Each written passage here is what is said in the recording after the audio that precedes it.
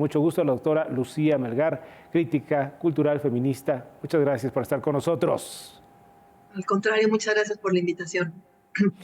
Bueno, pues compartir un poco lo que ha venido ocurriendo en las últimas horas, concretamente en la capital del país. Doctora, seguramente lo ha visto, lo ha escuchado y lo ha revisado en diferentes medios. Copiosa la asistencia de mujeres en las plazas públicas para gritar, para exigir, de verdad cuenta, un año más, la igualdad de género y exigir el respeto, la seguridad, la igualdad, hombres y mujeres, mujeres, hombres. Sí, efectivamente, tuve la oportunidad de estar esta tarde en la marcha en la Ciudad de México y quiero decir que es muy alentador ver a tantísimas mujeres y sobre todo a tantas chicas jóvenes que desde muy temprano, antes de la hora de la convocatoria, estaban ya llenando el transporte público, las calles, que se dirigían en grupo generalmente a alguno de los puntos de encuentro. Y que, bueno, pues llegaron muchas hasta el Zócalo, se quedaban ahí o a otras se regresaban. Y la entrada al Zócalo pues fue continua. Me parece que todavía a las 6, 7 de la tarde había contingentes que estaban en el Monumento a la Revolución y que estaban entrando, ¿no? Entonces creo que es muy significativo, probablemente sea igual o más grande que la del 2020, que fue una marcha fenomenal. Correcto. Ahora, doctora Melgar, ver hacia adelante, ¿cómo podemos evaluar que estas movilizaciones, los llamados a los diferentes sectores, cumplan con un trabajo, con una responsabilidad para que en los años subsecuentes no tengamos que estar recordando lo mismo y que precisamente las mujeres que hayan salido a la calle y ese mismo movimiento siga valiendo la pena?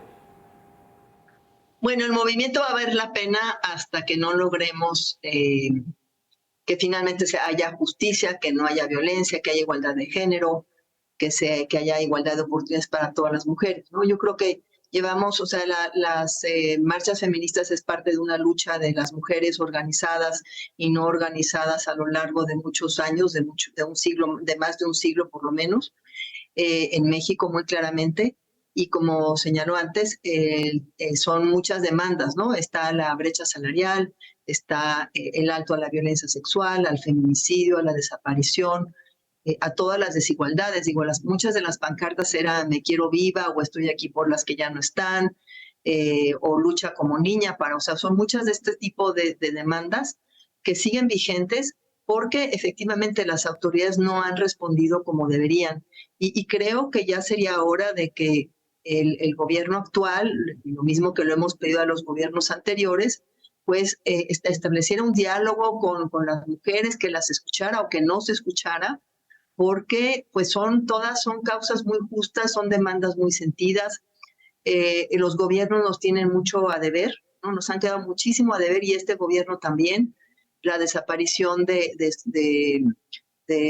digamos, de suficiente financiamiento para los refugios, de las guarderías, o sea, toda una serie de programas sociales que ya no existen, no tienen un presupuesto, digamos, simbólico, que prácticamente es como dejar la cáscara y eso no sirve para nada, incluso en temas de prevención de violencia, ¿no? Entonces creo que ahí tenemos unas demandas que son muy válidas, que no le estamos pidiendo al gobierno más que cumpla con sus obligaciones, porque pues la obligación de los gobiernos es cumplir los derechos humanos, garantizar los derechos humanos de todas y todos.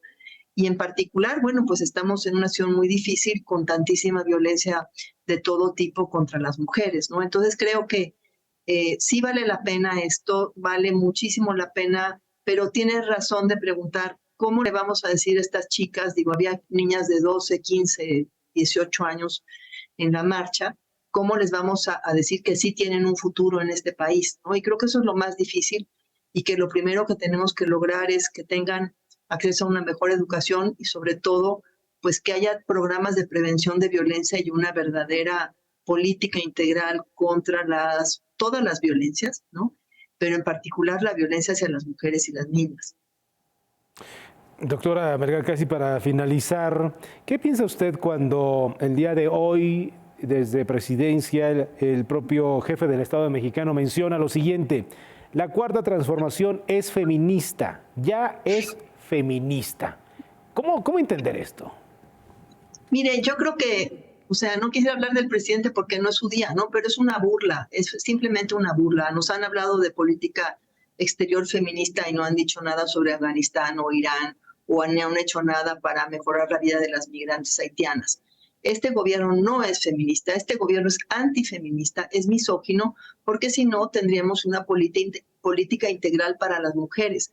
Tener a mujeres que se dicen feministas en el gobierno no quiere decir que ni que son feministas, ni que están comprometidas con las causas de las mujeres, ni que han trabajado por esas causas, y menos aún que este gobierno es feminista. Ojalá lo fuera, porque entonces estaría haciendo algo serio.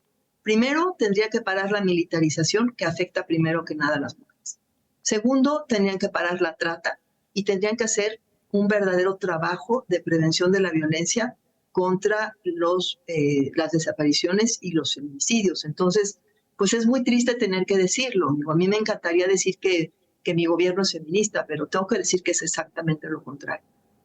De acuerdo. Doctora Lucía Melgar, gracias por estar con nosotros esta noche, en este día tan importante, el 8M. Gracias. Al contrario, doctor, muchísimas gracias. Que estén muy bien.